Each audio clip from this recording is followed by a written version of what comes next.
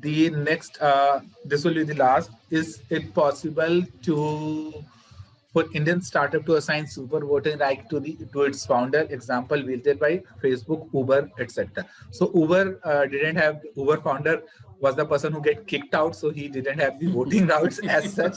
So Travis like really played foolish out there. But I know somebody in India who really plays good with the board. So he keep rotating the board members. I think Tushar might be knowing about. No, I don't keep rotating any board member, Sivesh. No. You might be knowing about the person whom I am talking. Yeah. I know. I know. Know about Bhavesh Agarwal, the founder of Ola.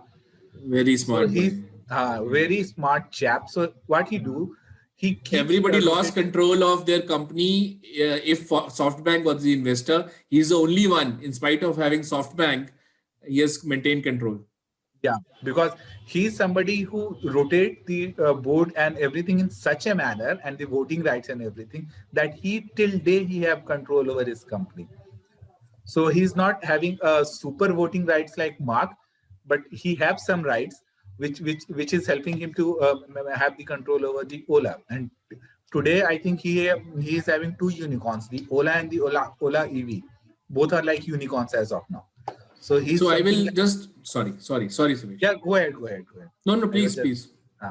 So I just wanted. I was just telling that in the case of FB, the company was so good, the startup was so good that at that point of time that investors were ready to put money even without voting rights. So that's why Mark is having that much of voting right. But it was 1 in a million case. It doesn't.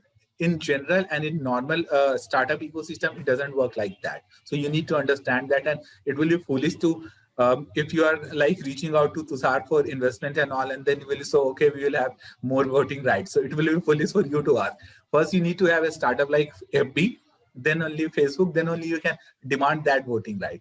So first you need to understand that also. And investors are not fools. They are like really experienced people. They have seen a lot of seasons.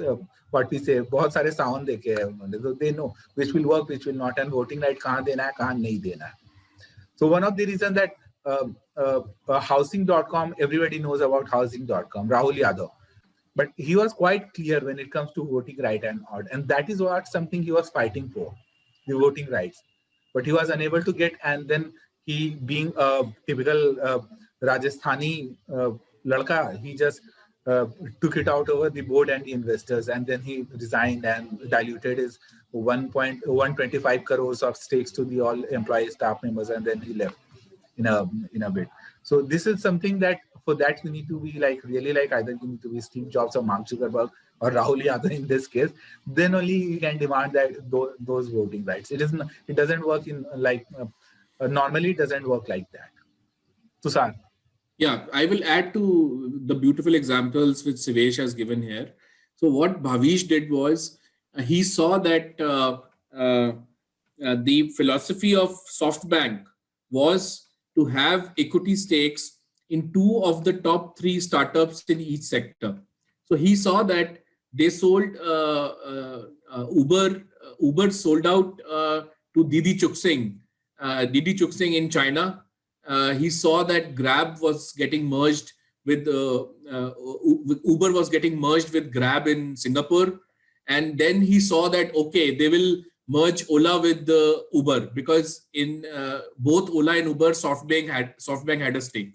So he amended the article of association of Ola in such a way that any investor on the cap table of Ola, if he wants to acquire shareholding of other investors in Ola, then the approval of the founder Bhavish has to be there.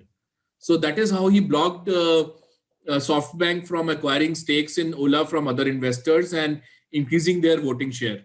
And along the way, he also daggled Dolly Laddu to SoftBank that he is opening a new electric division, and he will get SoftBank and others to take a stake there also.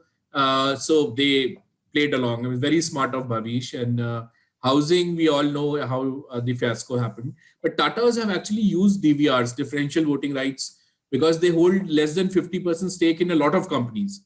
And So, they have used DVRs to maintain control. And I'm sure that DVRs are available as a matter of choice for any founder in the startup. But the dynamics of that is, between the investor and the founder. So it depends on your relationship with the investor. Thank you.